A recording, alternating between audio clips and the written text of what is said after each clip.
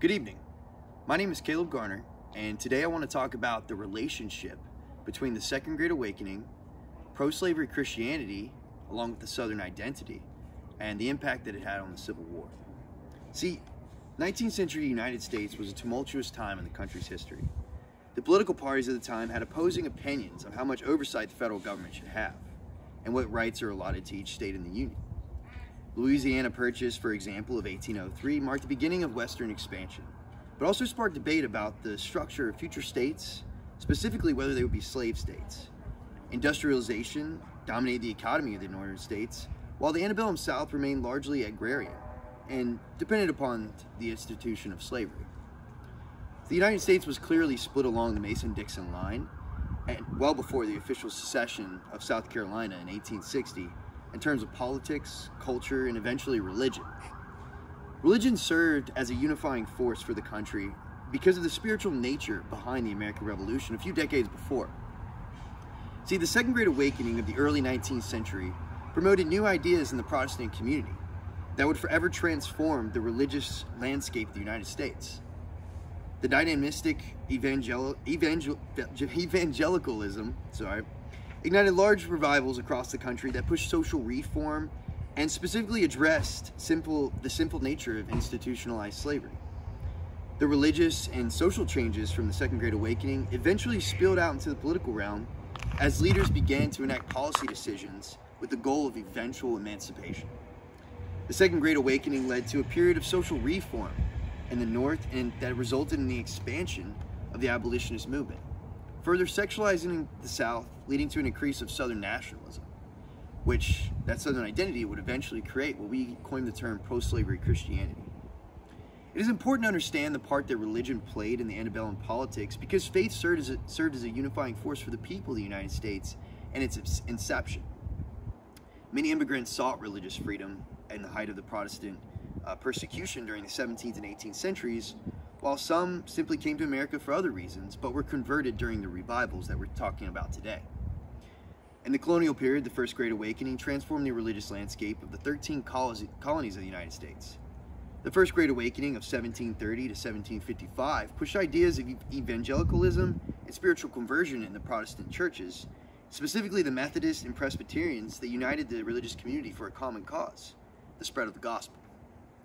With ideas of revolution looming in the political sphere, religion became a foothold for the Americans when they needed to draw strength.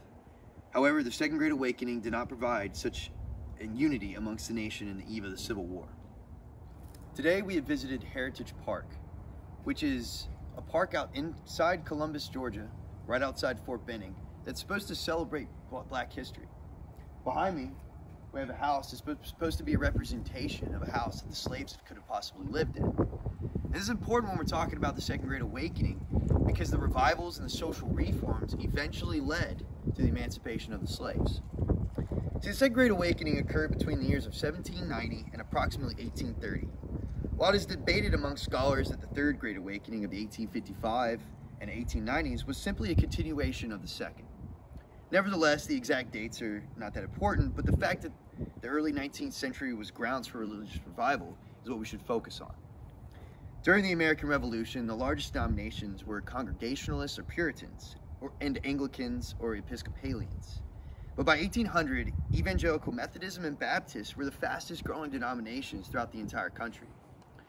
The Second Great Awakening is known for large camp meetings or revivals that led to the conversion of an extraordinary amount of people through enthusiastic preaching focused on Arminianistic ideas. See, the revivals pushed the ideologies of evangelicalism, spiritual conversion, and Arminianism. The Second Great Awakening marked a fundamental transition in American religious life that pushed back against the tenets of Calvinism. See, John Calvin believed in total depravity, or the idea that human beings are literally unable to realize their own sin and cannot reach salvation outside the sovereign grace of God.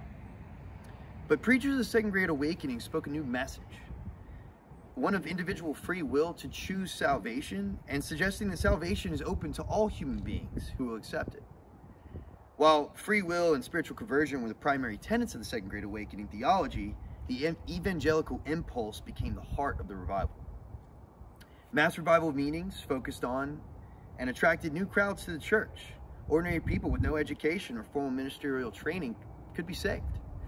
Evangelists taught that the Great Commission of Jesus Christ should be the most important aspect of a believer's life, and spreading the message of Christ should be the joy of everyone's heart. See, social reform became an important part of society as utopian ideas were spread amongst the congregation. Northern congregations began to spread the message of abolition and women's rights, while Southern ministers preached on converting slaves and protecting the hierarchical order of society.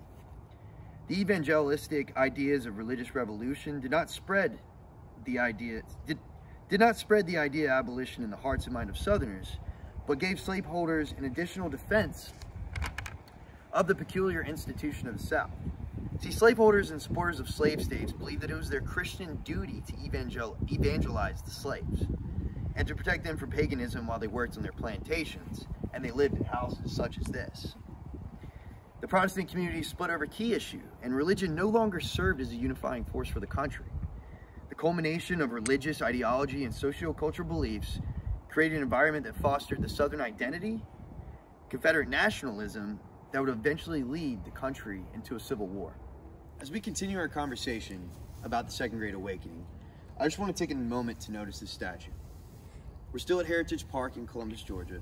This statue is representing and celebrating the African American community during the agrarian times of the South. If you look down here, each of these placards represent a different part of the African American community and how they attributed to the economy. See, as we mentioned, the South was mainly an agrarian economy, which was really dependent upon slavery. This area, for example, focused mainly on cotton and textile mills. There are other monuments around this site that we're not going to have time to show you, but they also celebrate the workers in those textile mills, the people that worked on the farms, the house that we showed earlier, and situations like that that are important to understand and appreciate to really get a good example of how the South really worked. See, in the eve of Southern secession and before the shots were ever fired at Sumter, the churches faced sectionalization and brokenness over the issues of slavery. By 1830, the Protestant churches in the northern states were in the wake of social reform and cultural revival that impacted the political sphere of the region. See, before 1830, slavery was an accepted part of the American life, but it became the focal point of religion following the Second Great Awakening. During the 1830s, famous revivalist Charles Finney, which is someone we've talked about in our class many times, he converted thousands of people and many joined the crusade against slavery. Finney was known for his enthusiastic revival methods and became super important when it came to social reform, and he was definitely against slavery.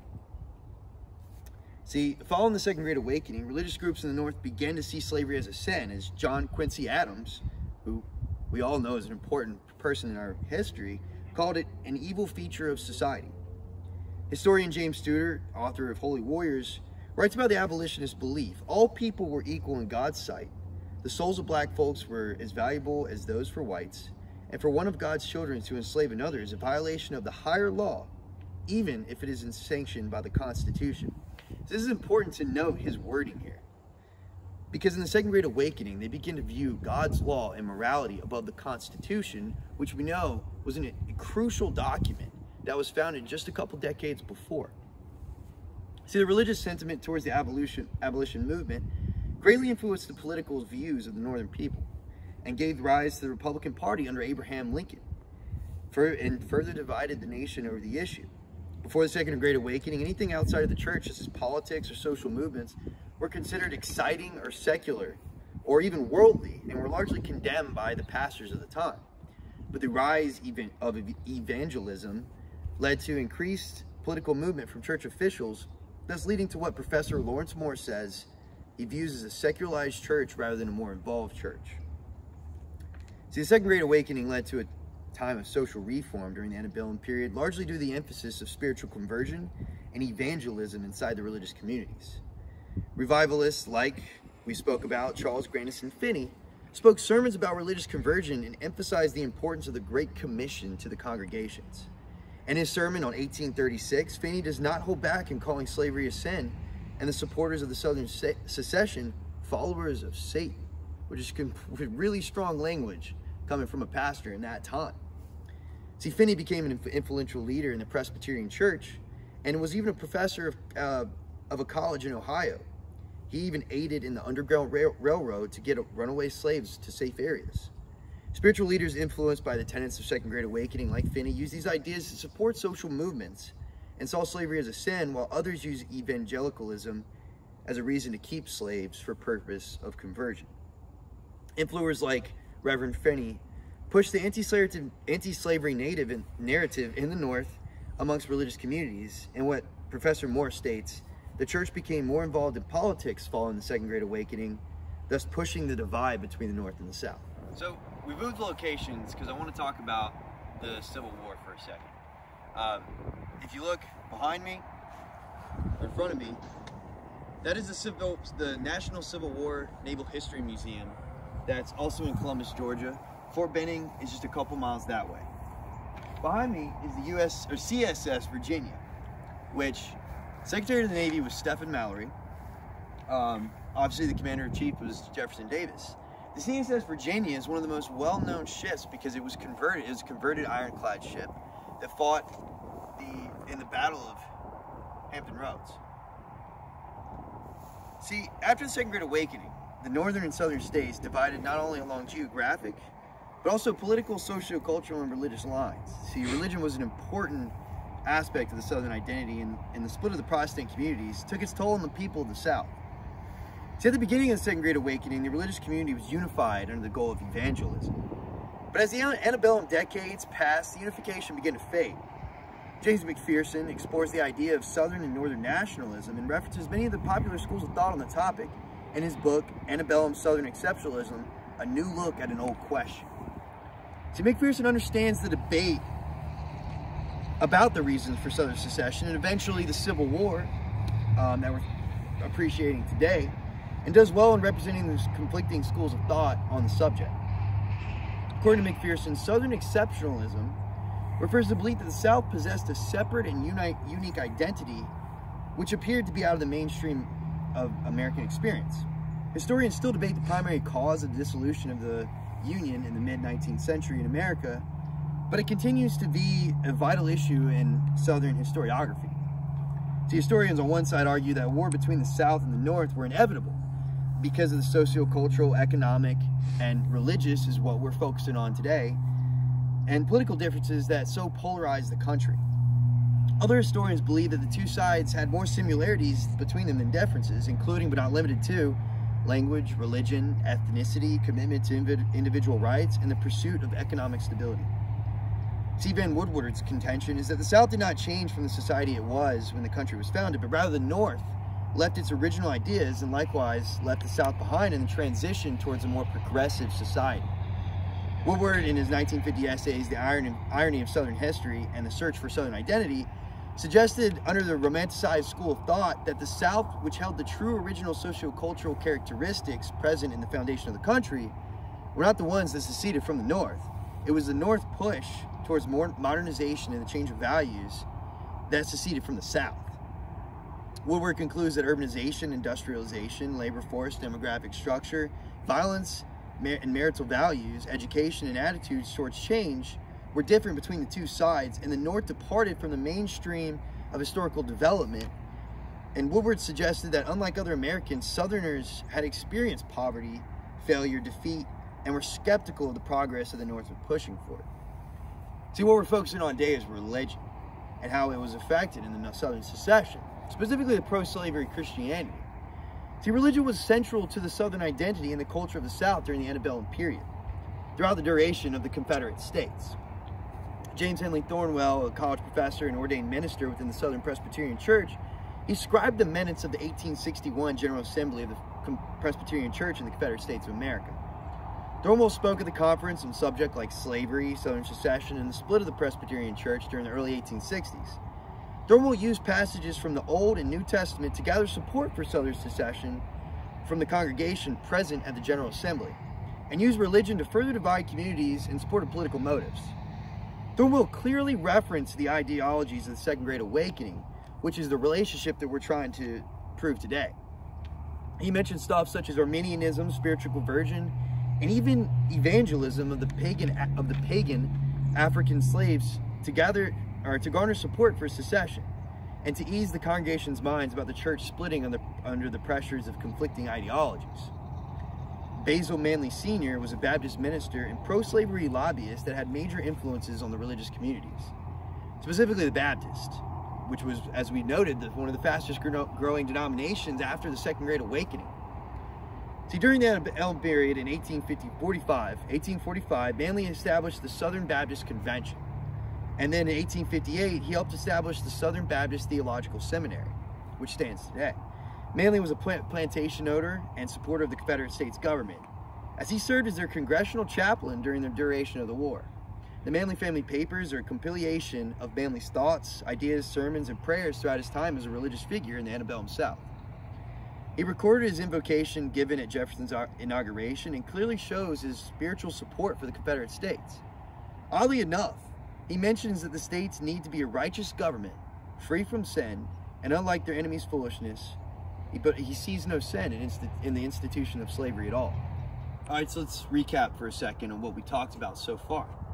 So we talked about the Second Great Awakening, the theological developments that the Second Great Awakening brought to the religious community, and the changes that it brought to both the North and the South. We talked about the social reform of the North and how they pushed for modernizing society.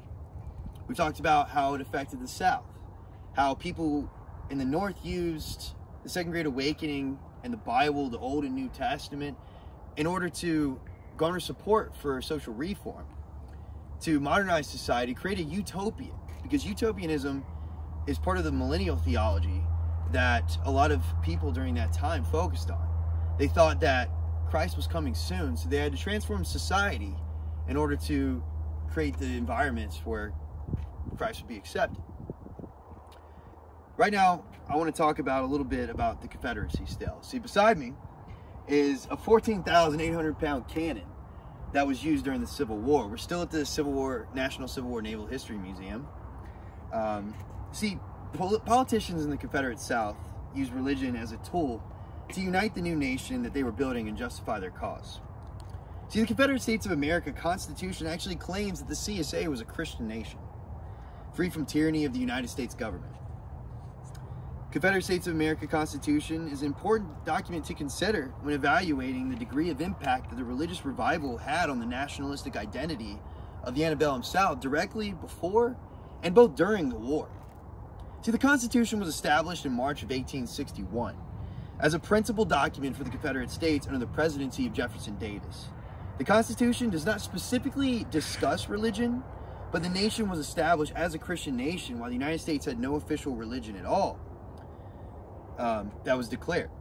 In the preamble of the CSA Constitution, it declares the CSA a free and sovereign nation under the guidance and favor of God, showing the impact that religion had on the political parties that supported the movement. As we mentioned before, the Second Great Awakening focused on the idea of individualism, individual free will, separation from anything that is tyrannical, which is what the CSA viewed the United States government. During the inauguration of Jefferson Davis, Reverend Basil Manley Sr., as we mentioned already, offered the invocation asking for God's divine guidance as he leads the new country towards the future. Manley asked for the administration of this government be the reign of truth and peace, and be the stability of our time and keep us from sin. See, religion was not the only cause of division during the antebellum years in the United States. The North and South were divided along many secular lines, absent of religious connotation. However, religion and the Protestant faith specifically only served as a catalyst that ignited and fueled the fire between the two regions. The Protestant faith was forever transformed during and after the Second Great Awakening with the introduction of evangelism, spiritualism, and the free will ideology that the Arminianists believe. See, the southeastern United States is still called the Bible Belt because of these very reasons. Following this movement because of the prevalence and the number of churches in this area. We're currently in Columbus, Georgia, and you could probably go a mile down the road and already pass 5 churches. That just shows the importance and the impact that this movement had and the revivals had on the South. See, religion played a huge part in developing the Southern identity and pushing the South further away from their Northern counterparts. And we call this pro-slavery Christianity, because generally the message that was brought up in the South by ministers and congregations was that slavery is an opportunity for people to evangelize to the pagan Africans. See, the Protestant communities differed in their interpretations of slavery and the key issue debate between the two sides. Therefore, the churches and denominations split. Religious leaders of the North preached messages of abolition and freedom, while the Southern ministers preached conversion and evangelizing the slave community. Both sides used the same Bible to defend themselves, and both sides made excellent arguments for their side that convinced many people to support them. Would the South still have seceded absent of religion? Would the North have abolished slavery without the religious community pushing for social reform? These are the questions that have yet to be answered and potentially might never be answered. However, it is impossible to deny that religion had a major impact on both the North and South political climate during the Civil War period and the pre-Civil War period of the Antebellum. See, the Southern community began to see themselves as a different people entirely from the North. The Northern community saw the South as backwards and perpetuators of evil institution of slavery. The elites and politicians on both sides used religious revivals to their advantage in pursuing their agendas, regardless of the moral implications of that agenda. The Second Great Awakening led to a period of social reform in the North. At the same time, it was modernizing and industrializing towards the future, all while leaving the South behind. See, the social and religious reform further sectionalized the South from the northern counterparts, and perpetuated the rise of Southern nationalism that will eventually culminate into the Southern secession and the creation of the Confederate States of America. See, the relationship between the Second Great Awakening, the ideologies that people pursued during that time, the revivals, the impact that it had, eventually led into the development of the Southern identity, due to other reasons, of course, politics, socio-cultural reasons. But eventually, it became the pro-slavery Christianity argument it started to form. And then, before the Civil War, once the South seceded and the Confederate States of America was created, that identity only became stronger, and religion was only used to fuel that fire. See, it's important to understand the relationship between all these things. The Civil War, Second Great Awakening, and pro-slavery Christianity are all tied into a bigger picture of the history of the Antebellum South. Thank you.